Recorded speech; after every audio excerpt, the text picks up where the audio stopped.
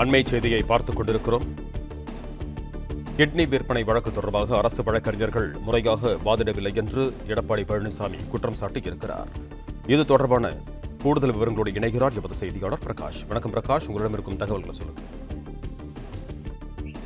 கடந்த சில மாதங்களுக்கு முன்பு தமிழகத்தில் சில மருத்துவமனைகளில் கிட்னி திருட்டு மோசடி நடைபெற்றதாக குற்றச்சாட்டு எழுந்தது, பரபரப்பை ஏற்படுத்தியது. இந்த நிலையில சில மருத்துவமனைகளுக்கு இந்த கிட்னி உறுப்பு மாற்று அறுவை சிகிச்சைக்கான அந்த உரிமத்தை அரசு ரத்து செய்திருந்தது. இந்த நிலையில திருச்சியில் உள்ள சித்தார் என்ற தனியார் மருத்துவமனை நிர்வாகம் இந்த தடை உத்தரவை ரத்து செய்ய கோரி சென்னை உயர்நீதிமன்ற மதுரை கிளையில வழக்கு தொடர்ந்திருந்தாங்க. இந்த வழக்கு விசாரணைக்கு வந்தபோது தமிழக அரசின் சார்பில் ஆஜரான அரசு வழக்கறிஞர்கள் முறையாக வாதிடாத காரணமாக உயர்நீதிமன்றம் அளித்த அந்த தடை உத்தரவு ரத்து செய்திருப்பதாக செய்திகள் வந்திருக்கிறது. இது குறித்து தான் தற்போது எதிர்க்கட்சித் தலைவர் எடப்பாடி பழனிசாமி சமூக வலைதளத்தில் பதிவிட்டிருக்கிறார்.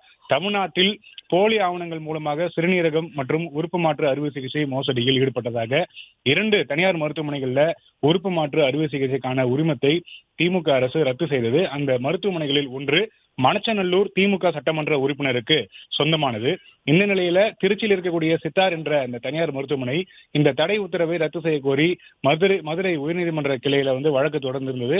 அந்த வழக்குல தற்போது அந்த தடை உத்தரவு ரத்து செய்யப்பட்டிருக்கிறது. இந்த உத்தரவை காரணம் காட்டி திமுக சட்டமன்ற உறுப்பினருக்கு சொந்தமான மருத்துவமனை நிர்வாகமும் உயர்நீதிமன்றம் மூலமாக தப்பித்துக் கொள்ளும் சூழ்நிலை ஏற்பட்டிருப்பதாக எடப்பாடி பழனிசாமி பதிவிட்டிருக்கிறார்.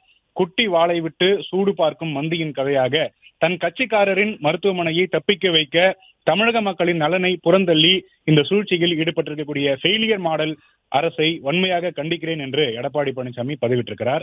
சுயநல நோக்கோடு செயல்படும் திமுகவிற்கு வருகின்ற 2026 நடைபெற உள்ள தமிழ்நாடு சட்டப்பேரவை பொதுத் தேர்தலில் தமிழக மக்கள் தக்க பாடம் புகட்டுவார்கள் என்றும் எடப்பாடி பழனிசாமி பதிவிட்டிருக்கிறார். 2026 சட்டப்பேரவை தேர்தலில் அதிமுக வெற்றி பெற்று ஆட்சி பொறுப்பேற்கும் போது இந்த நிகழ்வில் யார் தவறு செய்திருந்தாலும் அவர்களை சட்டத்தின் முன் நிறுத்தி தக்க தண்டனை பெற்று தரப்படும் என்று உறுதியாக தெரிவித்துக் கொள்கிறேன் என்று எடப்பாடி பழனிசாமி பதிவிட்டிருக்கிறார்.